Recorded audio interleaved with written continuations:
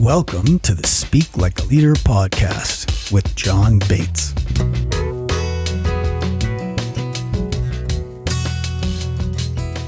Welcome to the show.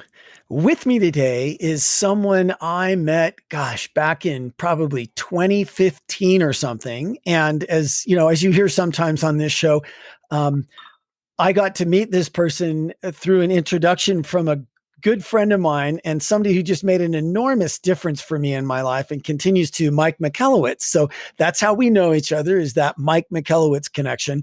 And who's joining us today is Dorie Clark. And Dorie Clark is someone that I've been watching since then.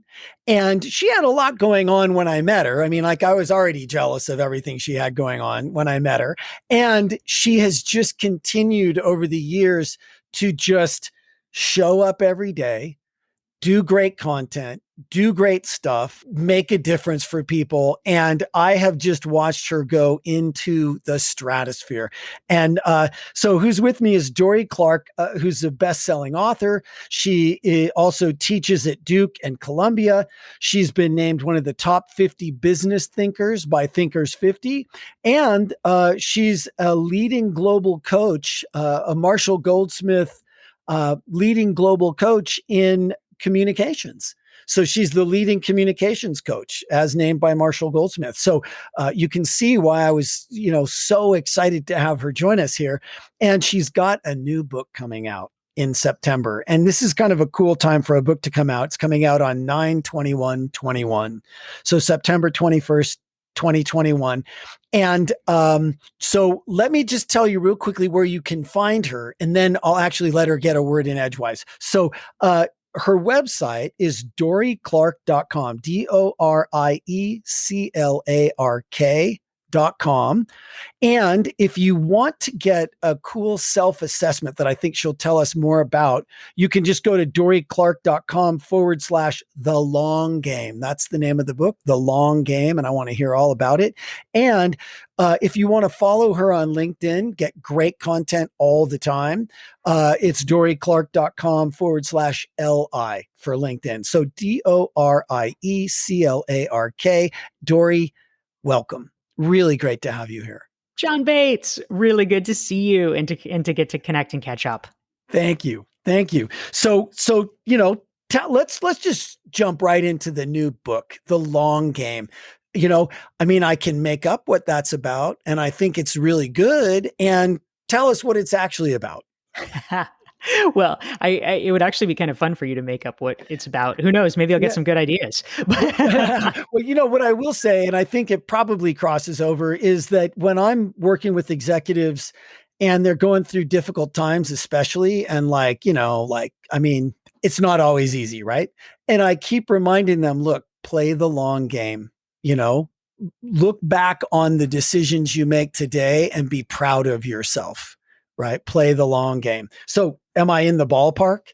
I think you're totally in the ballpark. So the subtitle of the book is How to Be a Long-Term Thinker in a Short-Term World.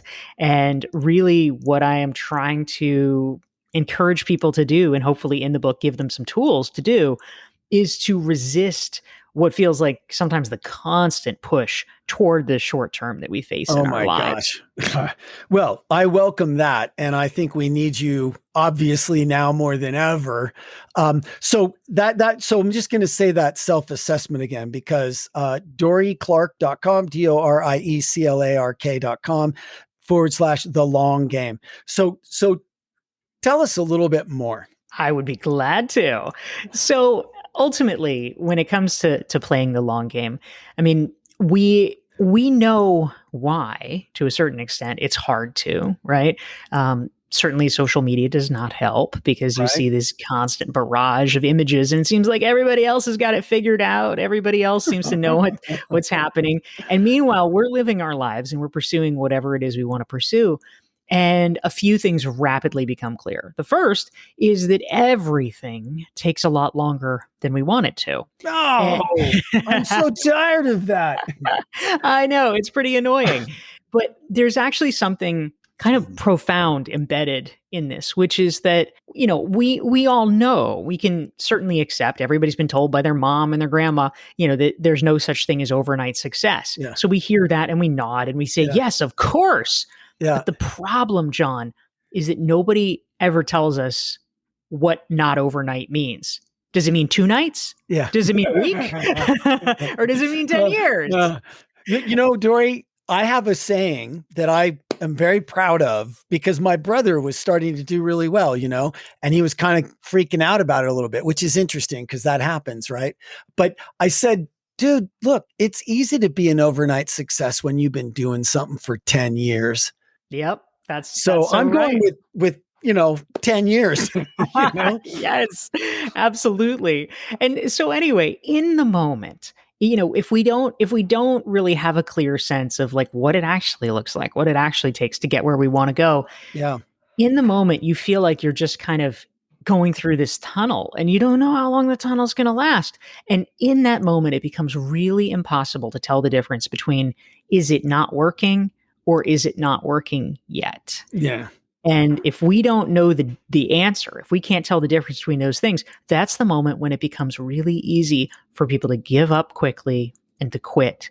And I think to quit too early. And for me, it makes me sad because I want the best people and the best ideas to win. I don't want them to just sort of fall off the track and never be heard of again. Right. And so I really wanted to try to help provide people with tools to be able to make better judgments about whether to continue pursuing things and how to move forward. Because if, it's not to say you want to pursue every last idea, because not everything is worth it. But for the ones that truly are, if you are willing to go through the trenches where maybe there's not a lot of positive feedback, maybe there's not a lot of reaction at first, but if you suck it up and you're willing to do that, you can actually emerge on the other side with a massive distance between you and the competition. Yeah. And it's incredibly powerful, but we have to be willing to make that commitment and be persistent in that way. Yeah. Well, that's fabulous. I mean, and you bring up something for me because I've always been an entrepreneur and I've raised several $100 million with my companies. But I've never had a successful exit in any of those, So like for me, there was always that thing of the difference between persistence that's good and then persistence that's like the dead flies at the bottom of the screen, right? So is it so in the long game, do you help people distinguish between that kind of a thing? I definitely try to. And let me give you, John, a couple of tools that I think can be helpful to people in this process. So the first one is other people, because the truth is, in the moment, we all become attached, and I would argue sometimes over-attached to our ideas. And it can go either way, right? Like on one hand, we might have so much of the sunk cost fallacy that we say, no, it has to work. I mean, just a little longer. Yeah. And, meanwhile, you're giving it CPR and it's been dead for 48 hours, So been there, done that. That's right, brother. So you need some outside judgment. The other thing, of course, is that sometimes people tend to get despondent too quickly. No, it's not working. Oh, it'll never work. Yeah. And they quit.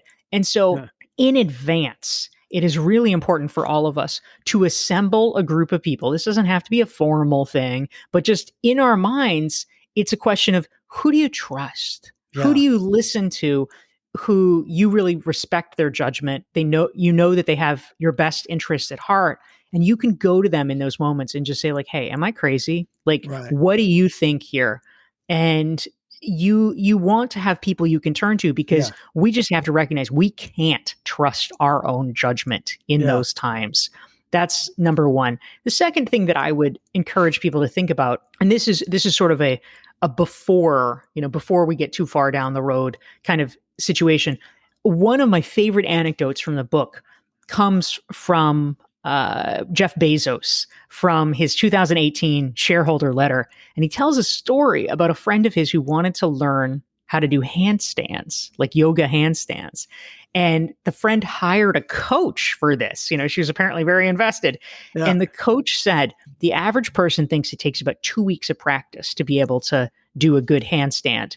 And the coach said, no, that is not right. It actually takes about 6 months of daily practice to be able to do an effective handstand. And if we actually peel that back for a minute, that is, this is not like, oh, you overestimate or underestimate by 10%, 20%, like this is not the margin of error. Yeah. It is a 12x difference in what is required. And for so many of us, we have that blind spot. We are massively overestimating, underestimating. We don't even know it. So doing the research up front is extremely powerful, and I think can lead to avoiding a lot of heartbreak. Yeah. So quick little stories about both of those. I would just love to reinforce what you said, because I think that first piece, I remember when I was working in the internet industry in the early days, and I met this guy named Richard Hackenberg, and he worked at Chiat Day. And he called himself the old guy in new media. And it was hilarious. It was like, 90s. And he really was the old guy in new media, because like he was the only guy with gray hair at any of the things that I went to, And I remember thinking, by the way, he ends up now as one of my best friends, my friend, my mentor, but it's because I did what you said. I remember emailing him and saying, hey, would you just please have lunch with me? Could I please take you to lunch? And we sat down and we talked. And at the end of our conversation, I said, I love my mom and dad, and my dad's a brilliant guy, but he's an attorney. He doesn't get at all what I do or the world I inhabit. Would you be willing to be my mentor? Could I just like run things by you once in a while? He said, John, he's such a great guy. He said, John, I think I'd probably get more out of that than you would, but I'd be happy to do it. And, he ended up becoming one of my best friends. I hired my boss when I had big words. It was the best thing any of us ever did. And he's still a dear, dear friend helping me out in my life. And so I think that's a really good example of what I think you're saying there, right? It's not asking my mom, should I keep going? Because she doesn't know. That's right. It's asking somebody who's got a perspective on it, who has my best interests at heart, what they think, and then triangulating on a few of those people. And that has made an enormous difference for me in my life. So I heartily sign off on that. I love that story, John. That's great. Fun fact. I never met Richard, unfortunately, but I was a Chiat Day intern when I was in college. Oh, really? Were you at the Binocular building? No, I was in New York. So you were in New York. Yeah, I was in LA. So yeah, but I know the Binocular building. That was pretty cool. It's pretty cool. So, well, that's awesome. Great organization. I mean, they're super successful. And then, the other thing is, in the world that I inhabit with the TED-like talks that I do and all the people that I've coached for that kind of stuff, I know that when I went to TED, looking back on it, it seems silly, but when I went to TED, I remember watching those people, and really in the back, I didn't really unpack it or examine it, but in the back of my mind, I had basically assumed that they were winging it. Nothing could be further from the truth. Most people who give talks on that main TED stage, they practiced that talk for a year or more, 6 months minimum. I mean, like way longer than I ever thought. And then a good friend of mine who worked with Steve Jobs told me that after they would create those speeches, and a whole team would work with him, he didn't just wing it by himself.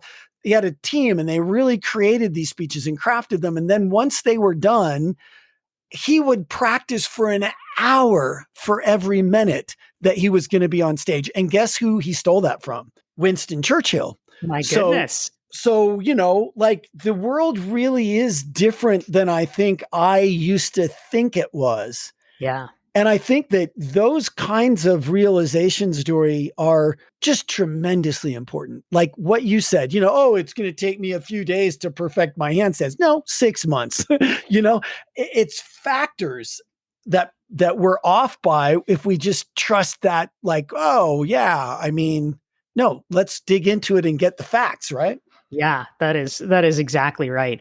And yeah, it is amazing the level of preparation for TED Talks to really be able to perform at your Yeah. best. And frankly, in the it's the exceptions that kind of prove the rule, because I Yeah. mean, they pretty much mandate essentially Yeah. that you have to, do this training, you have to, Yes. be all pumped and primed and have it memorized and all that. Yep. And I was at TED a few years ago, and the big headliner, who, apparently they must have made concessions for, was Yes. Shonda Rhimes. I was And there. I remember this. that's right. That's right. Nobody knows it that wasn't there, though, Dorie. Nobody Mhm. knows it that wasn't there because they edited it together, right? Go ahead and Ab- finish the story. Absolutely. Yeah. But yeah, so she's like the one person that they let speak on a teleprompter. And of course, the teleprompter broke. And so she's standing on Multiple mess stage. ups. I mean, it must have been like 4 or 5 minutes before they fixed it. I mean, that is an eternity when you are standing on a stage in front of 2,000 people. It was I mean, bonkers. and not just any stage. You're on the TED stage in front of like Bill Gates and Oprah Winfrey and so and so and so and so. And all of a sudden, it becomes really obvious that you're using a teleprompter and the teleprompter is broken and you got to stand around, wait for it to get fixed. And I will say, to her credit, it was a fabulous speech, but there's a reason they don't let people use teleprompters. And there's a Which is reason that they say always don't. break. Just doesn't work. Yeah, just doesn't work. Yeah, yeah. That's so exactly. funny. That's so funny. That was an amazing moment. And I talk about that in my courses too, because I think it's good to know, because at the end of the day, you can go find that talk online and it looks perfect. Yeah, right? yeah, absolutely. But in the moment, it was far from it. Yeah, well, it goes to prove the value of the work you do, John, for sure. Well, thank you, Dorie. I appreciate that. So who's somebody that had a big influence on you? Who's a leader that you still remember some of their stories and they impact you? Oh my goodness. Well, if we're thinking about, you mean sort of like business leaders, business Anybody mentors? could be your third grade teacher, could be a business, anybody who comes to mind for you. Yeah. Well, I think that, there were college professors that Yeah. really, I thought were so incredibly interesting and engaging. And I was, a humanities major. I was a philosophy major as an undergraduate. I was a theology graduate student, and so it was so exciting. I mean, my first career ambition for myself was to be a professor, because I just admired these folks so much. I admired what they did, just the way that they were able to dig into things with close readings and just show you things that you wouldn't necessarily know were there. You wouldn't know to look for them. But then once you saw it, you're like, oh, of course, right. Yeah. It's like kind of unlocking this world. So I think about a professor who's still there. I'm actually now on the board of Mary Baldwin University in Virginia, which is where I did my first 2 years of college. They had a early college entrance program that I was part of. And Dr. Edward Scott, was a philosophy professor, and he taught, all this great stuff about, he was like a classicist. So he did, Plato and Aristotle and whatever. And he was a black guy who was also an AME preacher, African Methodist Episcopal denomination. And so his lectures were like almost like sermons. It was like a sermon about Plato, and it was just so transfixing. That's an amazing communicator. That's really, really cool. What's one of the things that blew your mind out of that course? Oh my gosh. Do you remember? I mean, some of what I really enjoyed. Years later, some of the things that I spend my time on now, I've gotten kind of serious about musical theater writing. So I do, I like, write the book and lyrics for musicals, and I've been part of this training program and things like that. Wow, that's cool, Dorie. Thank you. But so, at the end of the first year of this program that I was in, run by BMI, the music publishing company, we were required as like our capstone project for the first year to do a 10-minute musical on a subject of your choosing. And I managed to convince my collaborator. I'm like, I know what we should do. And she's like, what? And I'm like, Plato's Symposium. I thought that was coming. That's cool. That's right. So we did this 10-minute musical about the symposium, which was fantastic. And the symposium, I mean, it's so interesting. Like I think a lot of people who don't study philosophy think of it as this like very dry technical subject somehow. And I mean, certainly it can be. There are forms of it that are, but the symposium is a book which is basically, a series of monologues that are captured where there's a dinner party and everybody at the dinner party in ancient Greece is required to give a speech about the meaning of love. And so each chapter is like a successive take on what is love. Like, I mean, that's a sexy topic. Like, dude, even we today, should it's a do a sexy party topic. like that. That's a freaking rad party. Seriously, man. Yeah, a symposium party. Yeah, that would be a great idea. I love that. Wow, that's cool. Blow my mind. Okay, that's a really good one. So one of the things that I bump into a lot, and I think you must too, is people who think they don't have any good stories. John, you ran away with the rock band and, you went surfing through Indonesia for a year and you've got all these great stories. I don't have anything like that. But what I would point out is that if you, as a human being, anywhere past like whatever, 5, there's so much stuff that's happened that I have forgotten that it's not even funny. So if I still remember it, and by extension, if you still remember it, that's a worthwhile story probably. Cause like it had some sort of an impact on you to the point that you still remember it, Yeah. So what are some other, how about this? I always like to quote Les Brown, people don't connect with your successes. They connect with your messes. Your message is in your mess. Mm-hmm. What's one of those for you, Dorie? What was a mess that really taught you like a hard, painful, important lesson? Can we go there?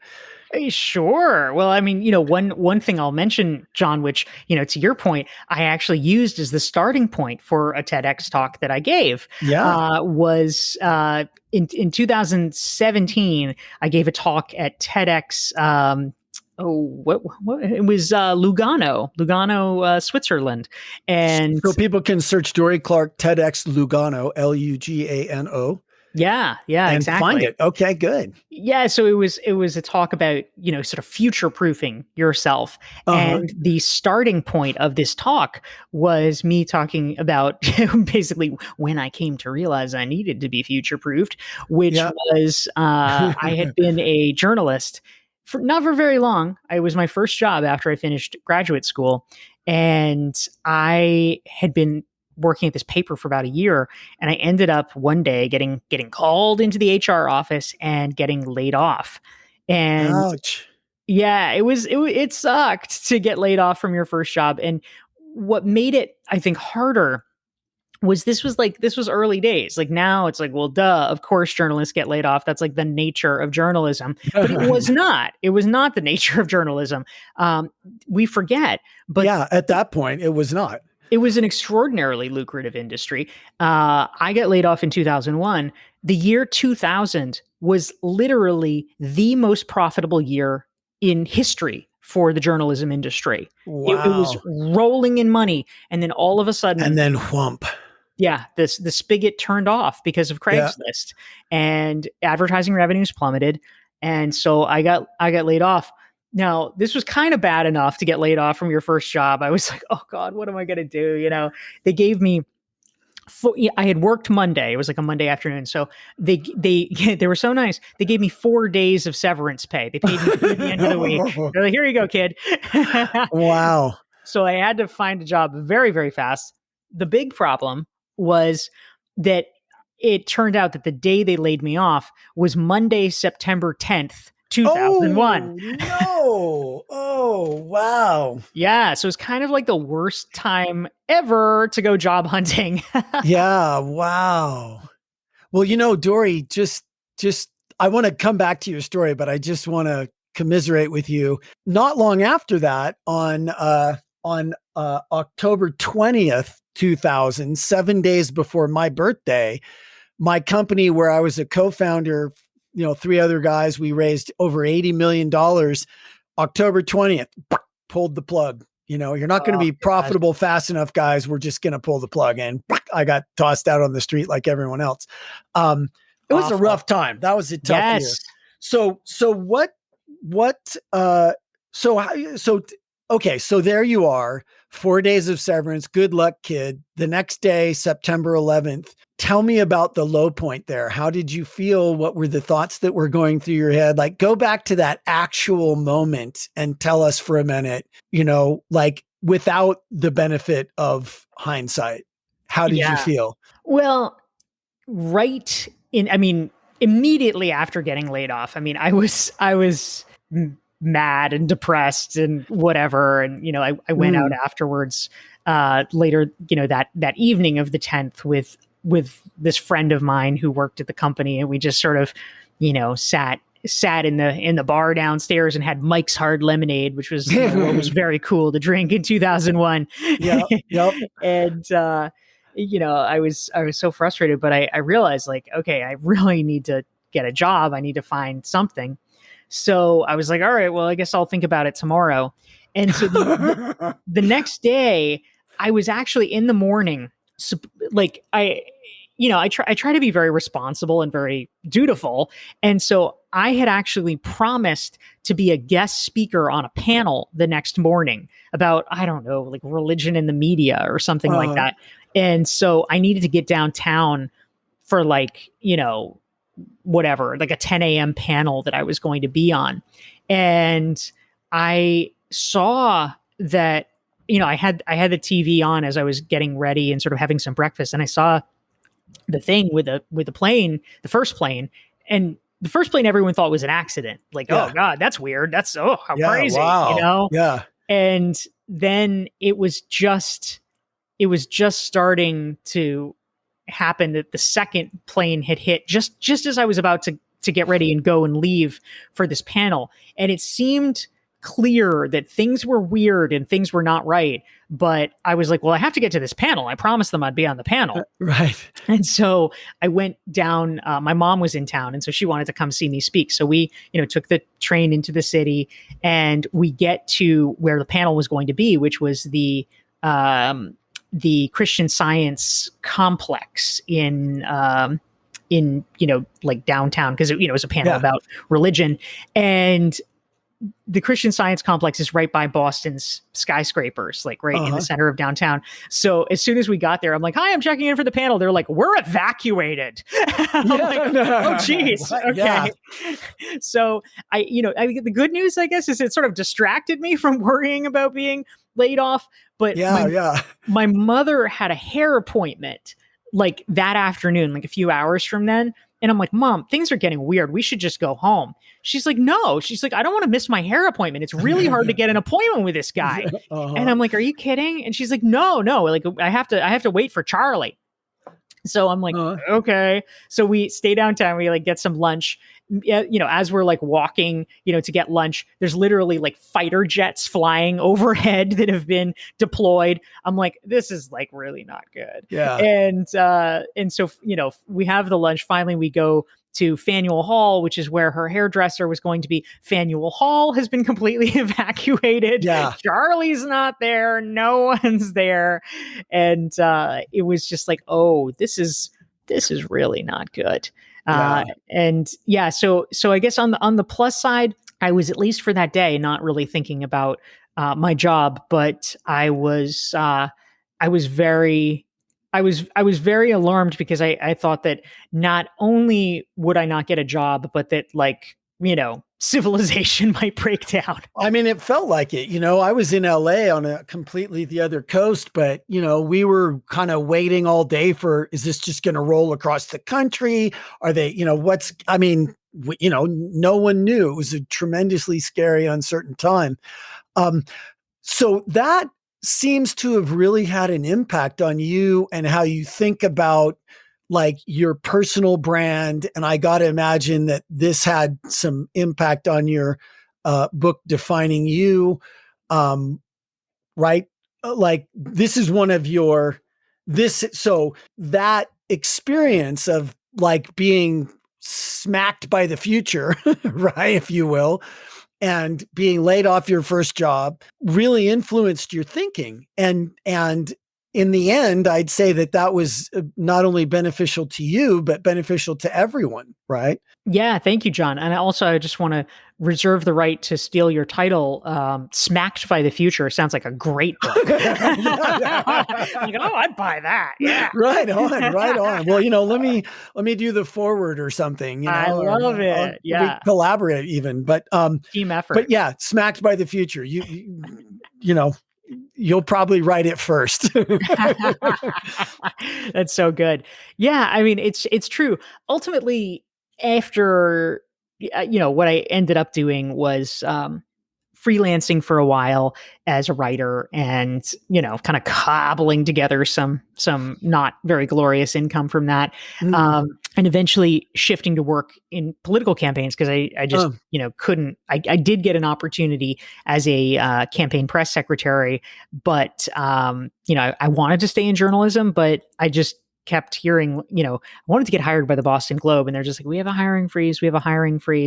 And then they were like pinging me about, they were creating some kind of like second class citizen deal. Like you could be a staff correspondent. And I'm like, what does it mean? And basically it's like, well, it just means we pay you a lot less. Yeah. Right. Yeah. Okay.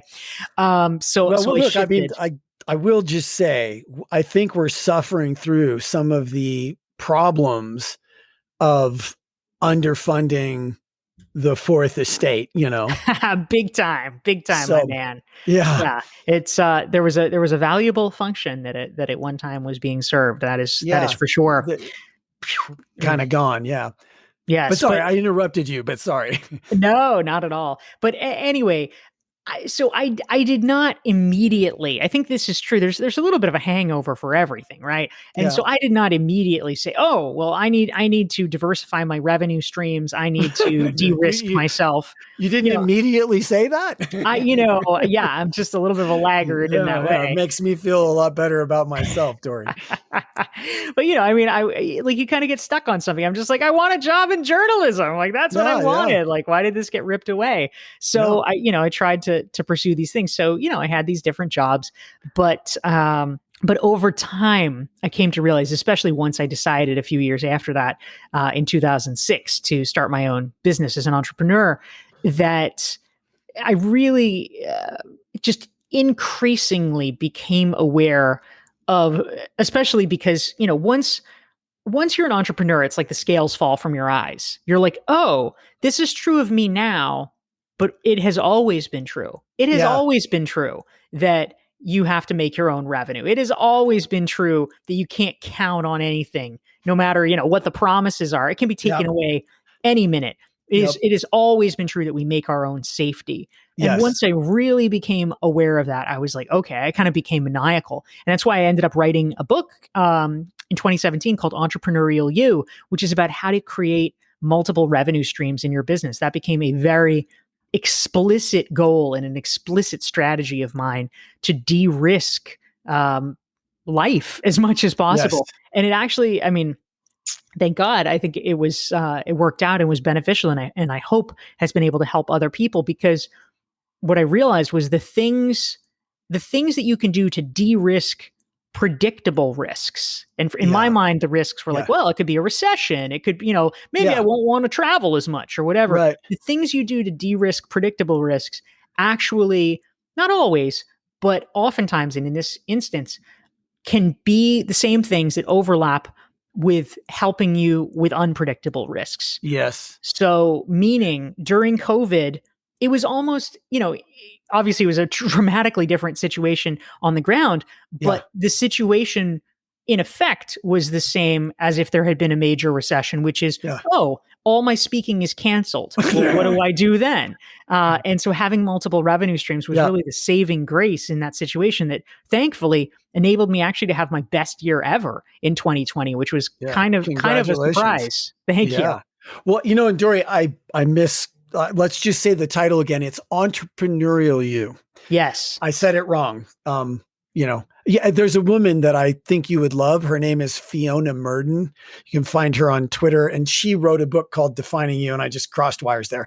Um, uh, but Entrepreneurial You, listen, anybody, I think that's a great book for anybody, right? Because to just restate what you said, once you're an entrepreneur, you realize that the security of the job that seemed so secure, it's not secure at all, right? Like you're like, that's a false sense of security. And to take on that entrepreneurial side of yourself and do things to de-risk your whole life, that's a good idea, whether you're an entrepreneur or whether you've got a fabulous corporate job or whatever, right? So Entrepreneurial You is something that I think anybody and everybody should read versus, oh, that's for entrepreneurs. No, you might discover something about yourself that's really important, even if you're not an entrepreneur here, and some life strategies that could really make a difference no matter who you are. Yeah. Yeah. Thank you, my man. It's true. I mean,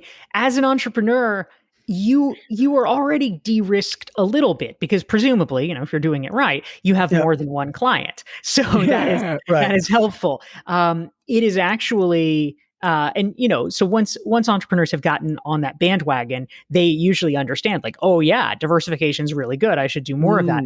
But the big risk factor is people who have, steady day jobs. I mean, if you have one source of income, well, that's great. That's meeting 100% of your needs. But tomorrow it could go away and it's meeting 0% of your financial needs, which is what I discovered working at my paper. I mean, it was a little bit of an extreme example because thank God most corporations are a little nicer and a little more generous, and they probably will give you more than 4 days pay. But, this is how it works in America. If they want to give you 4 days pay, like that's what they do. And, okay, sorry, we don't need you anymore. And that's just how it is. And so understanding that could be done to you at any time. I literally did not see it coming. I had no idea. I had no clue.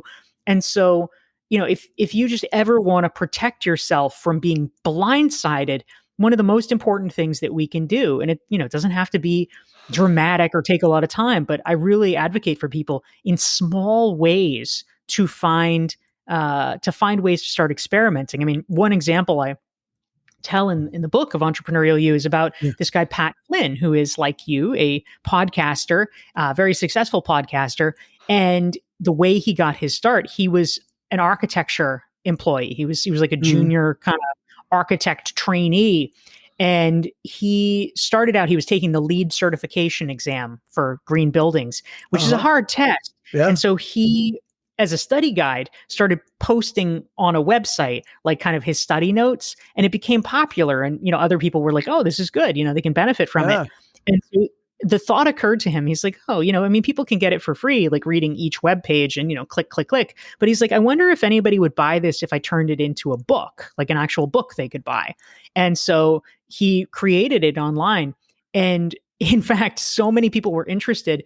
Within a few months, he was making more money from selling his book than he was at his day job. He was making about $4,000 a month at his day job. He was making about $7,000 from selling the books online.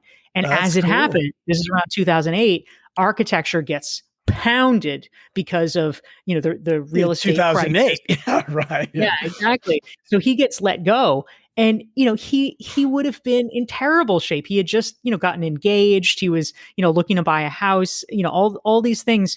And it would have been devastating for him if he had not had this side gig he had been cultivating. But instead, he was able to say, well, maybe I'll spend a little more time exploring this. This seems to be going well. Yeah. And it created a whole new career path for him, which he continues to follow to this day. Yeah. Wow. That's okay. That's a great story.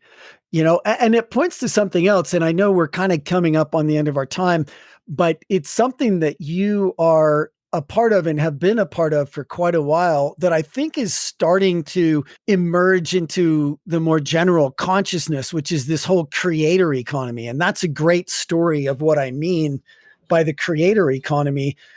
That guy just posted his notes, and he did good notes and they were helpful to people. And now he's a part of what people are starting to call the creator economy. You do some online courses, and I think you do some things on LinkedIn. Will you tell us about a few of those things that you do? Yeah, absolutely. So as part of my quest to establish multiple revenue streams, I certainly try to walk the talk. Yeah. So I actually typically hover between like 9 and 10 different income streams. So Wow. I need to catch up with you there, Dorie. Thank you, my man. I mean, they're all related. Like that's the key. People might say like, "Oh my God, how do you have time for that? How can you have bandwidth?" Yeah. But the issue is, it's not that like, oh, well, I'm a real estate investor and I'm a dog breeder and I, Right. whatever. Like I'm a professional skateboarder on the side. Like, Yeah. no, those are really different things. But it's all about different facets of how to monetize your core expertise. Yes. So, I mean, we'll see if I can, this is like a pop quiz. We'll see if I Yeah. can tick Pop them off. quiz. Yeah. But, so I do consulting for corporations. I do executive coaching for individuals. I write my books. I do business school teaching. I do online courses. I have a year-long mastermind that people can be part of. I do in-person, like when there's not COVID, obviously. I do in-person workshops and trainings and things like that. I do sponsorships, like sponsored content and posts and things like that. We're at 8 now. We're at 8. Yeah. Did I mention my books? That's 9.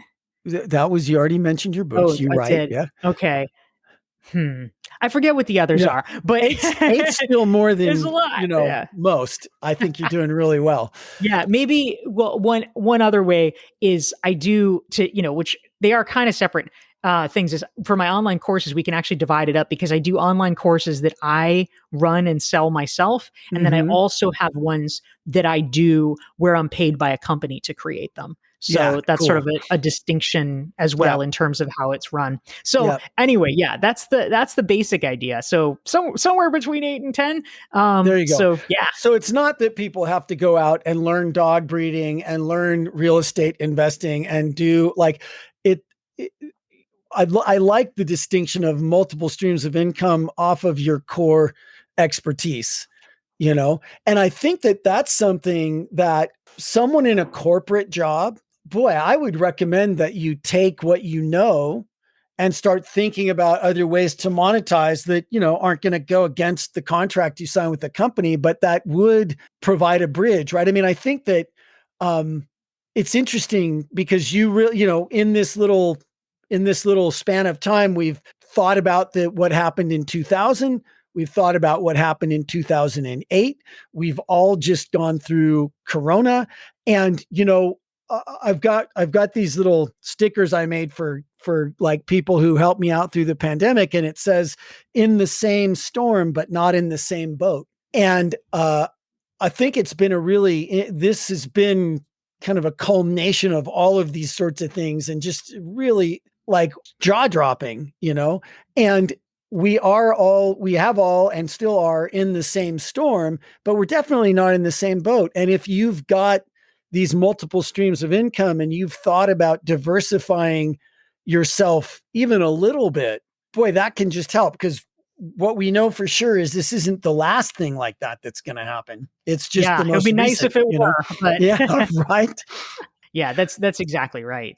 Well, so Dorie, what else should I have asked you about? What's another thought, especially in that realm of communication and the value of communication and leadership? What's one more thing from the mind of Dorie Clark for us that we could take away and think about and apply? Oh my goodness. Well, one element, John, that I often come back to when I teach this course at Duke in their executive ed program called Communication for Leaders. And it's interesting, I've had now, I guess, a couple of iterations of it where I've done it virtually, which has never been done before, but we're back in December. We're going to go back to in person, which is great. Yep. But one of the things that I tell people in that course, which I think is really relevant to the work that you do, is there was a great study that was done a number of years ago by the Center for Talent Innovation, which is a think tank in New York. And they tried to get to the bottom, I think this is a valuable quest, of the phrase executive presence. Good. Yeah. Yeah. Like, lots to unpack there. certainly is. This is kind of the classic, like, well, I know it when I see it. Oh, he Yeah. has executive presence. Yeah. And like, okay, what are you talking about? Like, because it is awfully unfair if there's a situation where this one purportedly has executive presence and that one doesn't.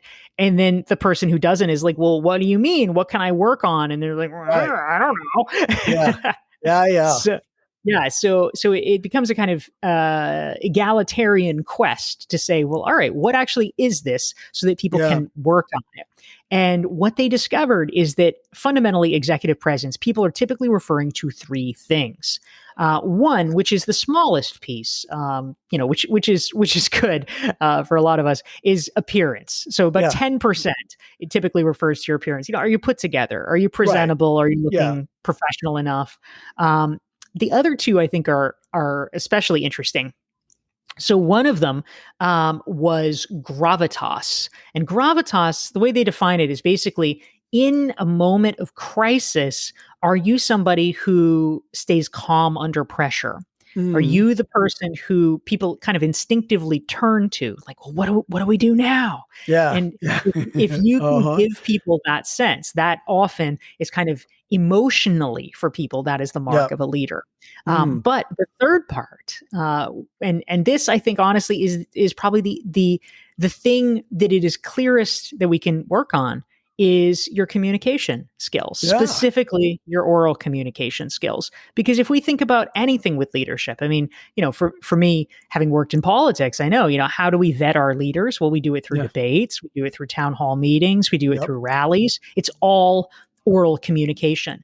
And so I like to advise my clients and my students in these executive ed programs that if you're going to invest in yourself, if you are going to really try to focus on, what is the lowest hanging fruit, like where is the ROI for me? Yeah. Often the best choice is to invest in making you a better oral communicator, because it pays Yes. huge dividends in terms of how you are perceived as a leader. Amen. Amen, Dorie. Yeah. Clear. And I think that one of the things to just acknowledge is that isn't always necessarily logically the best, like how someone communicates. Like, they may have really great ideas and communicate poorly. But I always say, communicating with human beings, leading human beings, working with human beings, it's not logical. You might have noticed, right? It's biological. And that is how it is, Now, should it be that way? Well, gosh, we could discuss, should it be that way, but it's not going to change anything, So I fully agree with you. So appearance, gravitas, and oral communication ability. Yeah. That's right, my man. Well, would love to get your thoughts on this, because this is something that I was just thinking about. I'm reading Simon Sinek's Start With Why with my year-long leadership group. And I've always thought about charisma, which is tied to executive presence, I think, quite a bit. So Simon had something that just added a piece to my musings about charisma. So let me tell you what I love as a definition. I'll tell you what Simon said, and then I'd love to have you just comment. Is that cool? Sure. So I was taught years ago that one definition for charisma is it's as simple as this.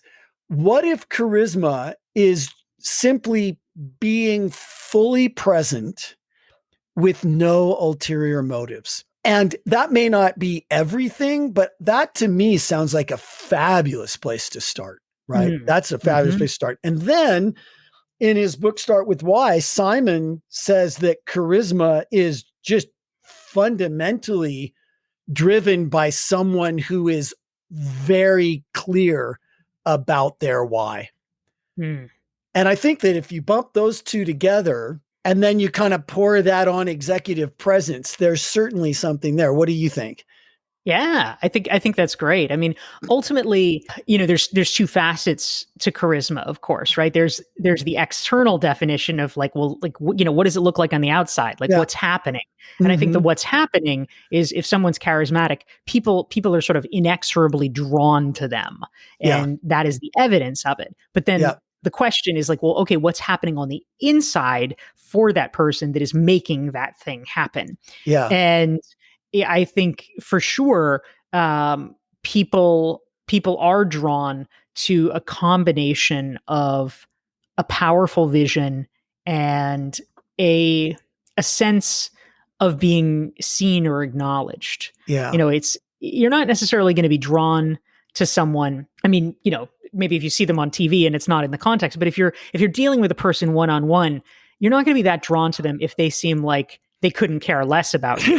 Right. Like Yeah. like if they blow you off, most people are going to be like, okay, whatever, right? Yeah. So you want to have that element of both things. Like there's something that they're excited about, so you can get Mm. excited about it, Yeah. and you feel um seen or appreciated, or there's some connection Yeah.